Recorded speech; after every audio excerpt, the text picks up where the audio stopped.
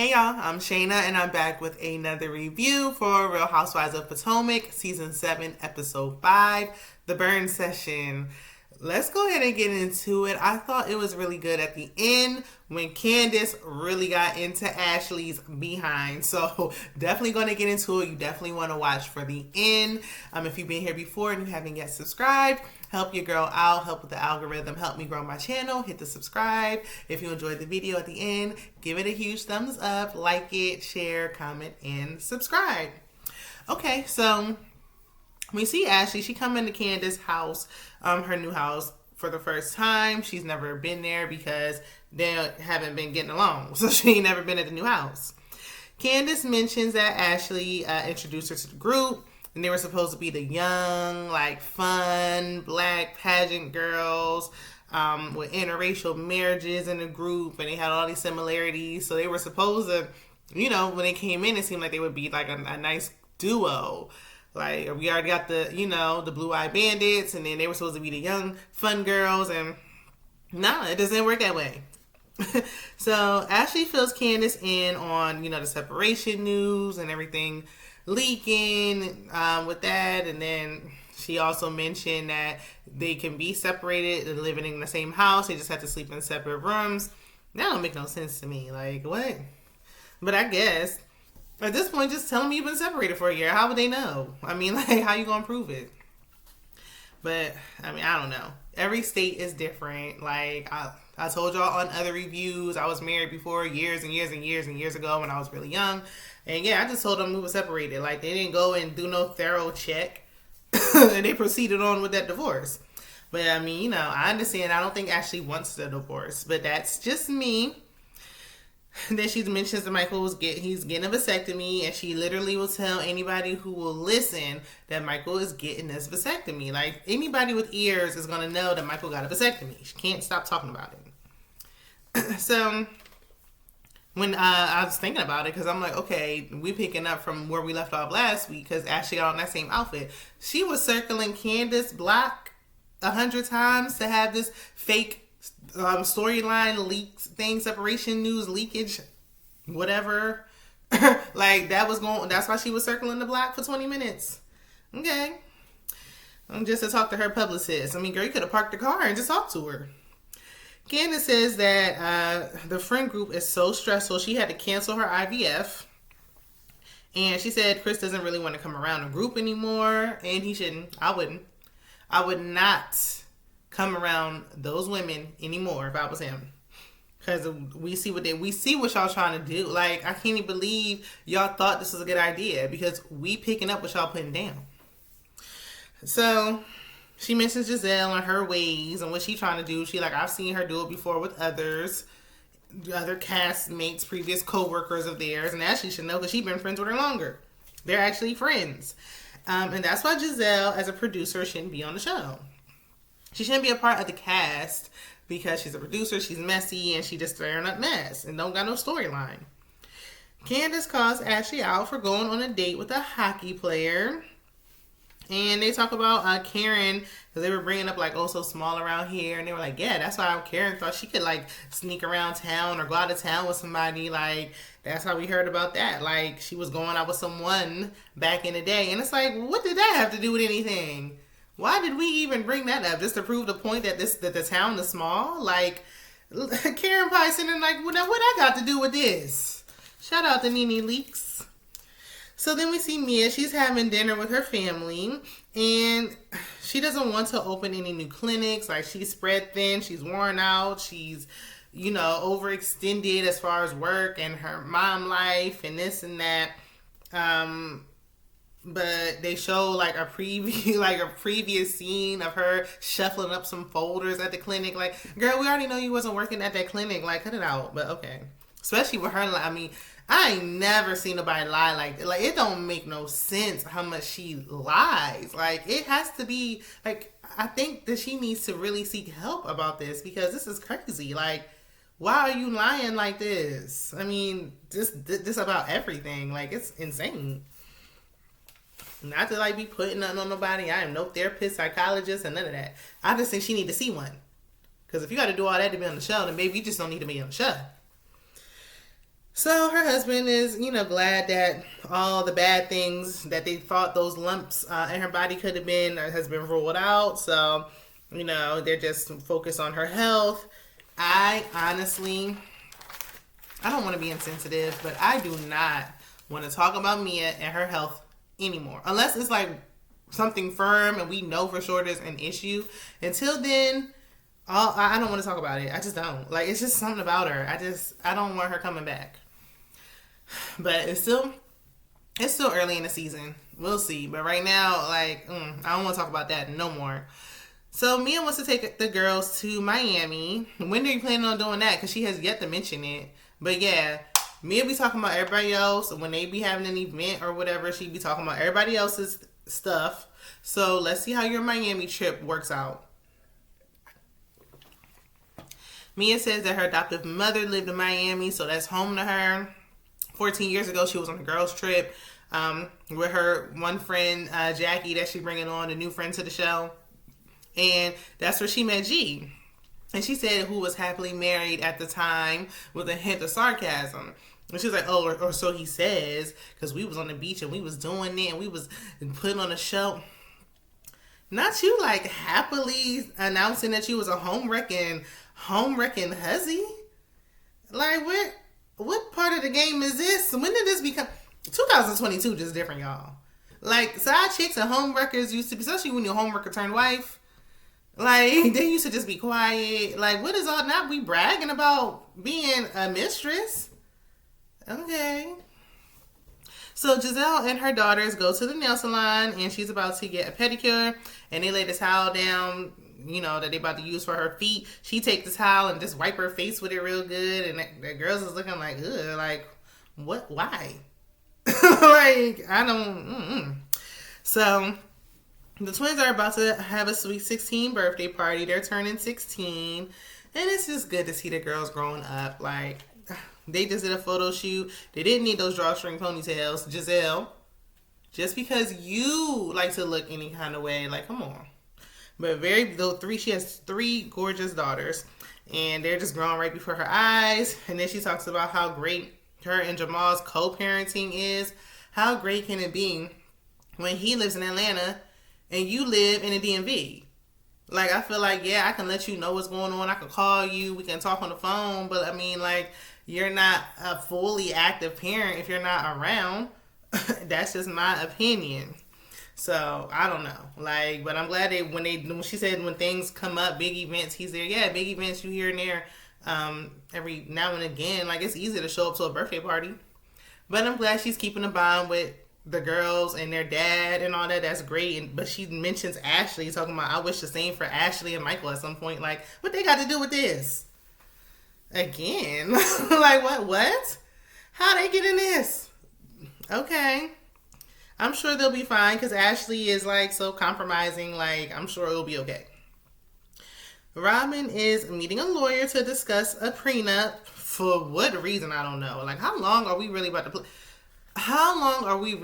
to act like this marriage is about to happen? How long?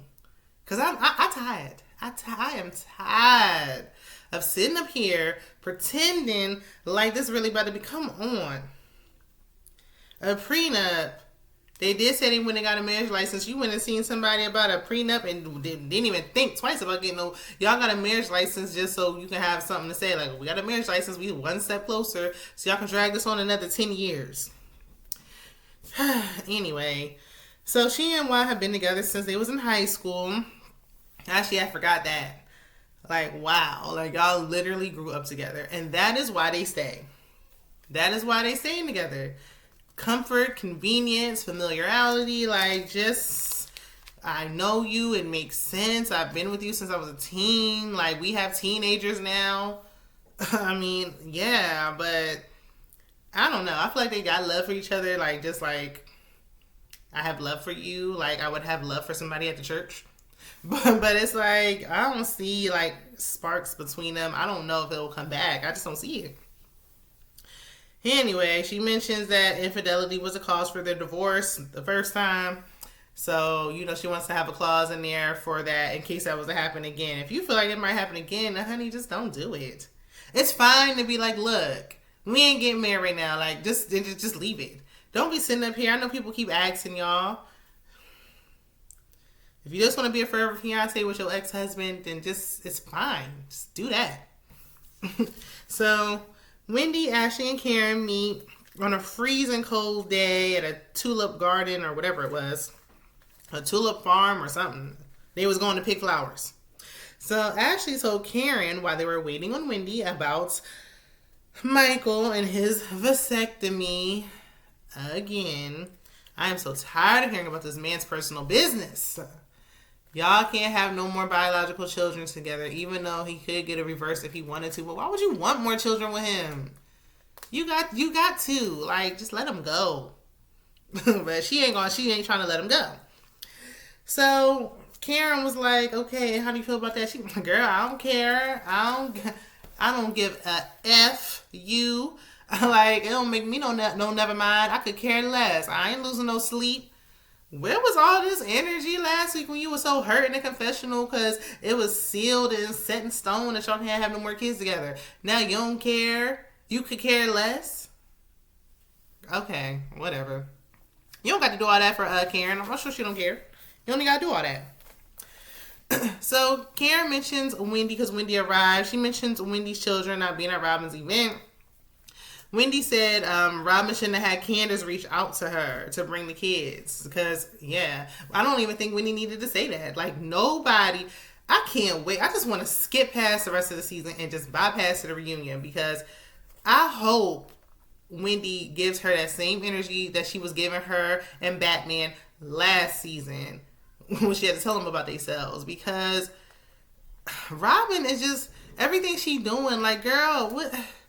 You really thought that saying, oh, it's not now, see, it ain't about the kids. You really thought she was doing something. I'm glad Karen calling these women out. Because what? Nobody in their right mind would have done this. No one, not a soul, would have been like, yeah, take my kids. Nobody. Not even Robin. So, Wendy feels like all the ladies should, air out their grievances. And... she's like, look, Robin has to meet me halfway. Like, she want to get them together. She want to talk about this because she know they trying to ice her out and she want to stay on the show.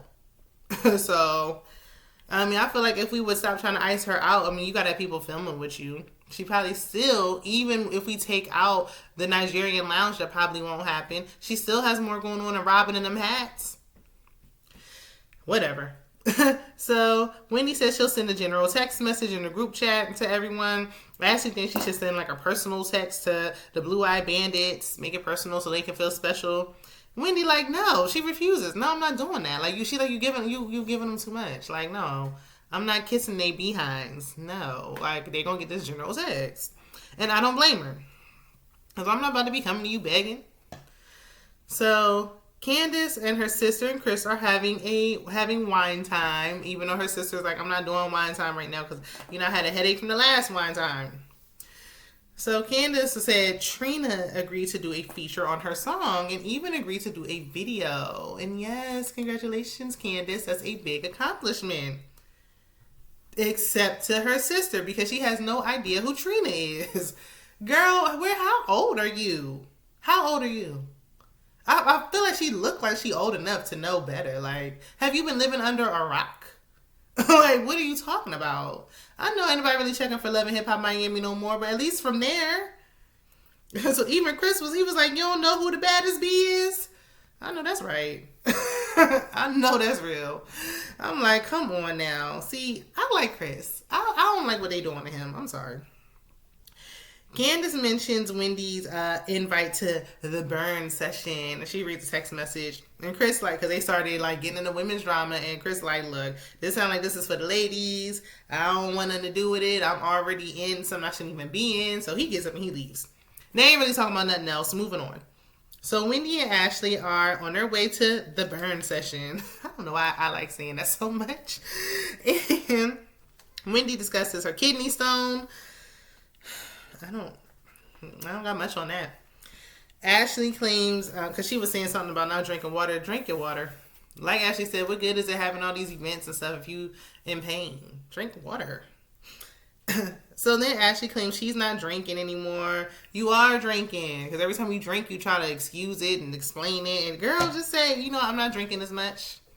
I'm scaling back. I'm trying to work on not drink. I'm just drinking socially now. Or just don't say nothing. Like, if somebody asks, like, girl, do you want to drink? Why you ain't drink? No, not tonight. No, no, thank you. That's all you got to say. Like, all this is just, girl. So Wendy said that her mom was in the hospital last week, and it just really, like, woke her up. Like, she needs to slow down. Like, that was a wake-up call for her. And Wendy has sent a sprinter for the other ladies. They're going to meet them there. Robin wasn't going to come initially because she said the invitation was fake. How much more do you... They want you to be groveling and stuff. And that's why Wendy won't do it. And I wouldn't have did it neither. Why am I doing all that? We're going to talk about the issues at the place. That's what this is for. Either you're going to come or not. And what else are you doing? Nothing else. You need to check. You got to film. You signed a contract. So you come in, period. So they get to the vineyard, and Candiace is not happy about being at yet another winery. Mia's talking about the Sprinter from 1985. Mia, I cannot wait to see this Miami trip. If you don't deliver... So they briefly discuss Ashley's separation again. Like, see, when I saw the news, like, in live time when it was happening, I was like, oh, I can't wait to see. Now that I'm seeing it, like... Okay, I'm good now. Like, my cup is full. We don't have to talk about it every time we see Ashley. Like, we get it. So, Giselle said, it's just not a good feeling when everyone thinks your husband is a creep. Well, he is, allegedly. In my opinion. I mean, that's what it is. That's everybody's opinion. It is what it is. It's been that way since season 1. I stopped watching, started watching again, and ain't nothing changed. So Mia asks, what's a burn session? And Wendy said whoever's in the hot seat will write down, what they had to say. Like, if you're in the hot... So basically, this is what I got from it. If you are the one in the hot seat, everyone going to go around the table, write what their problem is with you. Or if they don't have any problem with you, they're going to say something positive about you. Then you're going to burn it and do something with the ashes. Something like that. So you just want to everybody going to sit there so everybody can say what they got to say about you. So Giselle said Wendy hasn't even been accountable, because she was like, we want people to take accountability. Giselle said Wendy hasn't been accountable for anything she's done. Giselle, why are you acting like you some sort of victim? Like, why are you acting like you some sort of victim? Wendy reacted to what you were doing.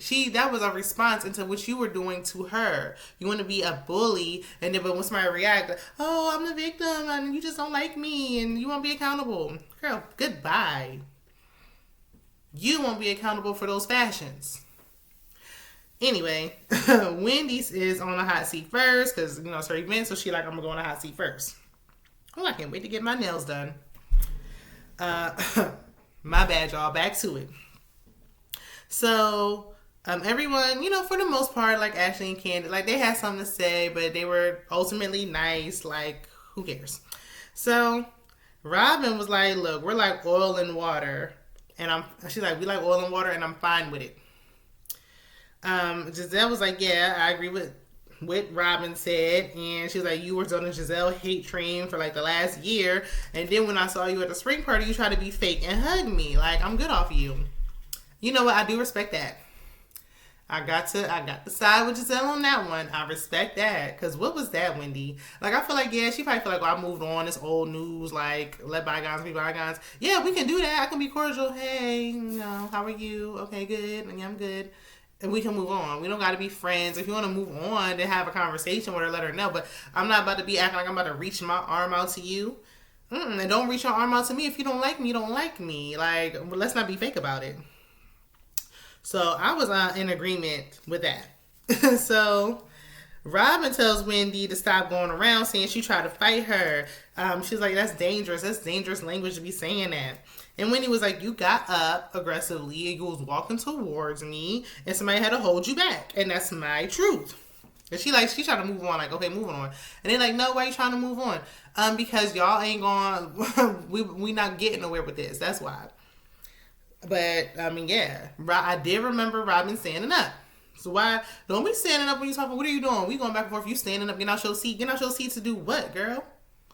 See how quickly that can turn. Don't nobody like that. Don't do it. No, you can sit where you were sitting and we can finish the conversation. So Robin FaceTimes her friend Charisse and asked her if she had to be held back, if Charisse had to hold her back. Of course, Charisse, her friend, lies for her and says no. And honey, if you just don't remember, just say I don't remember. But she flat out was like, no, nope, nope, N-O, hell to the no.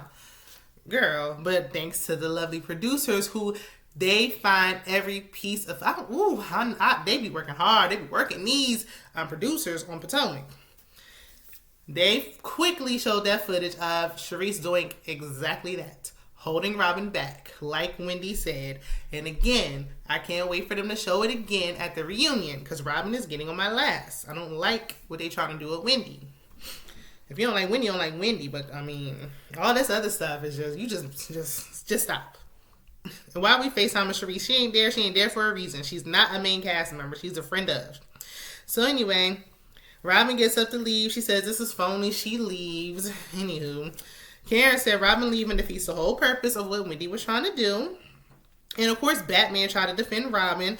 And Karen was like, look, all the screaming and stuff was coming from y'all side of the table. It was coming from over there with y'all. Y'all had all the energy all over there, getting all loud and yelling and stuff. Unnecessary.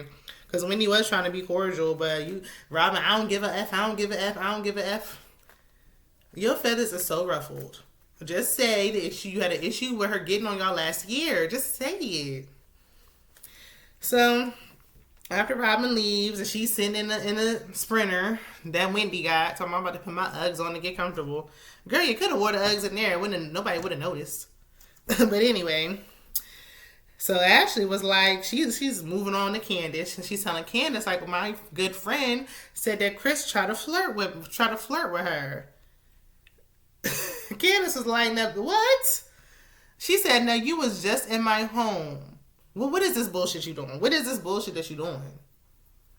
See, and I don't even try and cuss, but I was with Candiace on that one. I was with her. Because I'm like, what are you doing? I thought we was moving past this. Now your friend, come on now. We know you friends with the Green Eyed Bandits, but come on. We know you friends with the Green Eyed Bandits. I think I called them Blue Eyed Bandits earlier. Who cares? Blue, green, hazel. Y'all know who I'm talking about. But I'm like, she like, look, I don't know what you trying to do, but no, you was just in my home. You could have told me when I told you about something about Michael, I pulled you to the side, away from people. And as she said earlier when they met at lunch, that Candiace has an issue. She doesn't respond well when you say something in front of the group. So that's why she had dinner with her to tell her one-on-one. Why would you turn around and then say something in front of the group? It defeats the whole purpose. So Ashley was like, well, I knew I was going to, because she was like, this happened after I saw you. She's like, you couldn't have called me? And she was like, well, I knew I was going to see you, so I didn't need to call. Because there's something to be talking about in front of everybody. Because is Giselle paying you extra on the side to be messy? So then they going back and forth, and Ashley was like, oh, now you know how it feels. And Candiace like, there it is, there it go. And she gonna say in her confessional, I should have known not to trust her bald forehead, tacky self. I said, Candiace is funny. But I'm like, okay, yes, because as soon as she lets you in, you turn around and just do the same thing that caused trouble before. And now you know how I feel. Like, you've been holding a grudge on that all this time. You supposed to be divorcing a man, and you still hold on to that grudge. Now you know how I feel. No, your husband really is a CREEP, period. And Candiace was like, no, I don't believe it. My husband ain't do it. One thing she gonna do, they might be arguing, fussing, and fighting, but they stand 10 toes down for each other, okay? She gonna defend her man. Because then Mia was like, because she said something about Mia, said he was looking at her. And she's like, yeah, I didn't say he was like flirting with me or anything, but he was looking. And here go the producers with that same exact footage of him looking everywhere but at Mia. Mia don't strike me as his type. I'm sorry. So yeah, he did not look Mia's way. He saw me and looked the other way. He did not look in her direction. He didn't look over there to see what else was going on. He didn't look that way, period. And she was dancing stiffly, so it wasn't nothing to see. So I'm like, Mia, shut up. You don't want to get in this. You don't want to get a lashing. You don't want to get a lashing from Candiace.